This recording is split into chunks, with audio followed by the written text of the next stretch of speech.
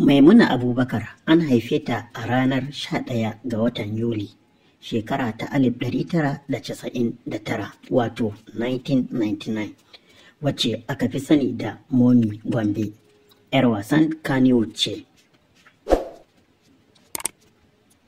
An haifi Momi Gombe a ranar 11 ga watan Yulin shekarar ta 1999 a garin Gombe, Gombe State, Nigeria.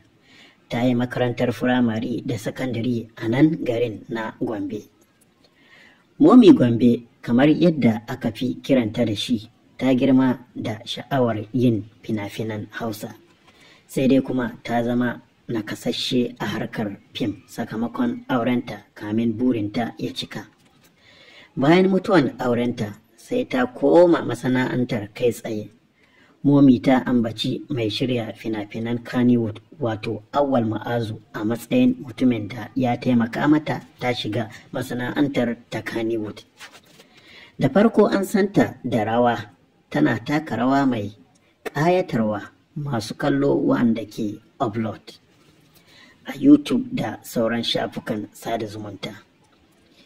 Jarumar ta fito tare da fitattun mawaƙan Hausa da jarumin fina-finan Hausa wato Adam A. Zango, wanda ta ambata a matsayin mai ba ta shawara a masana'antar Kannywood. Sai mashahurin mawaƙi wato Hamisu Bireka da kuma ɗan wasa Garzali Miko da sauran matasan mawaƙan Hausa a arewacin Najeriya.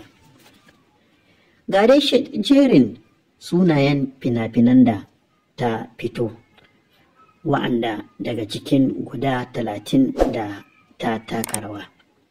Akwai fim mai suna Kishin Mata, da kuma fim mai suna Asalin Ƙauna, da kuma fim mai suna Sarki Goma, da kuma fim ɗin da ake kira Zainabu Abu, da kuma fim mai dogon zango wato Alaƙa Series, da kuma Gidan Sarauta.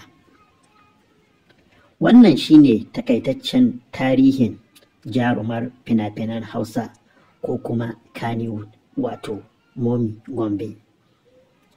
Idan kun yi taras da wannan bidiyo, ku muna sharing, kana ku muna subscribe domin samun dukkanin shirye-shiryenmu da zarar mun ɗora.